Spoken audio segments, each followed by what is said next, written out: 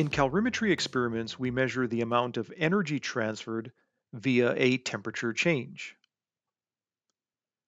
In this example, we'll measure the amount of energy transferred from a hot substance or a higher temperature substance when it comes into contact with a cold substance or lower temperature substance. Notice there's a negative sign in front of the Q. This means that the hot substance is losing heat and the cold substance is gaining heat. You'll notice there's another term here, C delta T. This is the calorimeter constant times the change in the temperature. Remember, some of the heat is being lost to the calorimeter itself. Recall, the calorimeter is where these reactions or these experiments take place. In order to use this equation, we would have to know the calorimeter constant.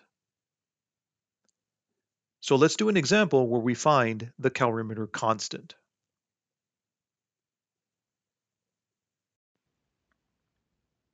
I'll add exactly 75.0 milliliters of water to the styrofoam calorimeter, which I've used in other videos.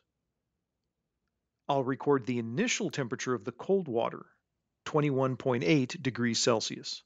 I'll also heat exactly 75 milliliters of water on a hot plate. It's important to gently heat the water and not boil it. You do not want to lose water to evaporation. I'll heat the water to somewhere between 50 and 60 degrees Celsius. Then I'll set the Erlenmeyer flask with the warm water on a wire gauze. It is important to read the temperature, then immediately transfer the warm water into the calorimeter so you don't lose heat to the surroundings. The temperature here is 55.7 degrees Celsius.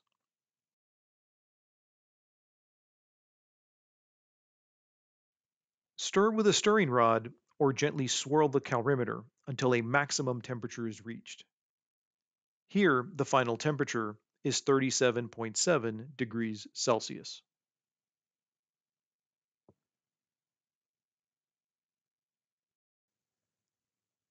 Let's get some data for this experiment.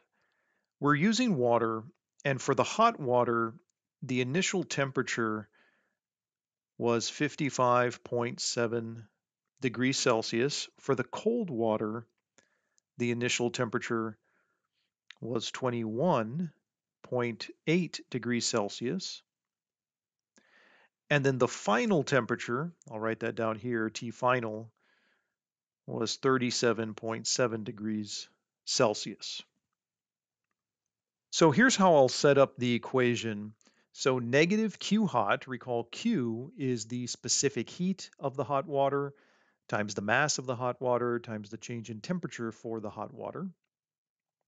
There's a negative sign in front because the hot water is losing heat, and this is going to be equal to the specific heat of the cold water times the mass of the cold water times the change in temperature of the cold water.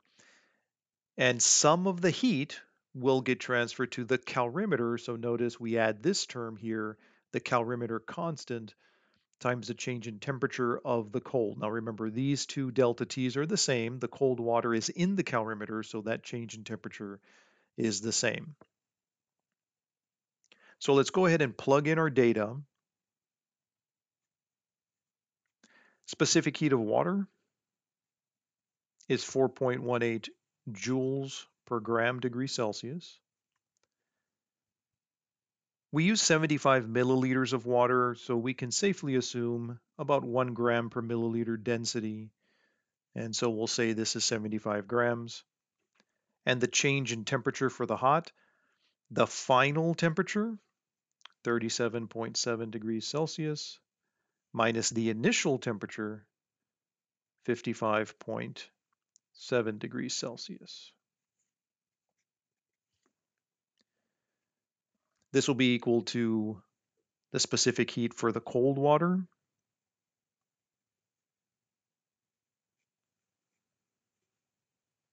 The mass of the cold water, again, we use 75 milliliters, so we can assume 75 grams. And now the change in the temperature. The final temperature, 37.7 degrees Celsius, minus the initial temperature, 21.8 degrees Celsius.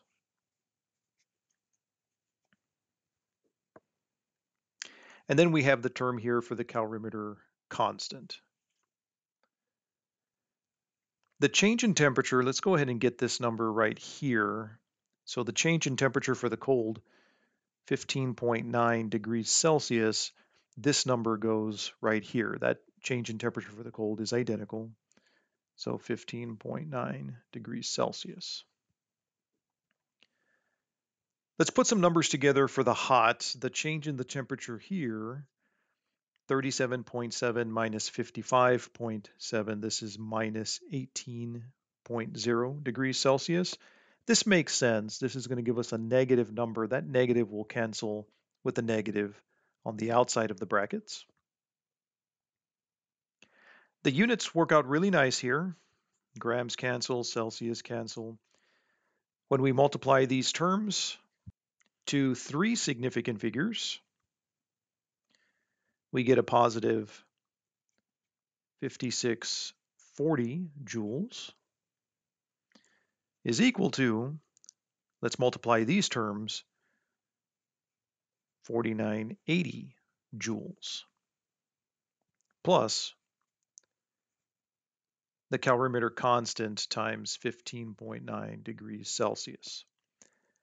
So far this makes sense. Remember, if we're losing some amount of heat for the hot, we should be gaining the same amount of heat for the cold water, and we're not. That's because some of that heat is going to go to the calorimeter, so this makes sense so far. So let's solve for C.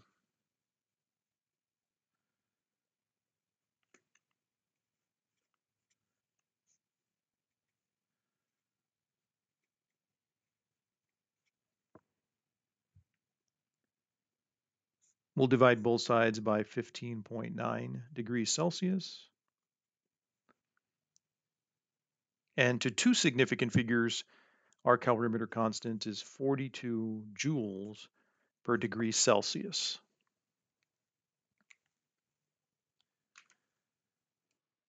This is the calorimeter constant for our calorimeter, which is styrofoam. Styrofoam has a very low heat capacity, generally reported as about 40 joules per degree Celsius. It doesn't absorb a lot of heat. You can see our calorimeter constant is close, within about 5%.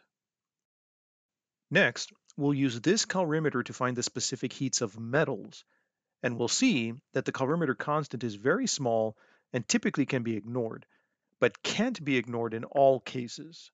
This is why finding the calorimeter constant is important in calorimetry experiments.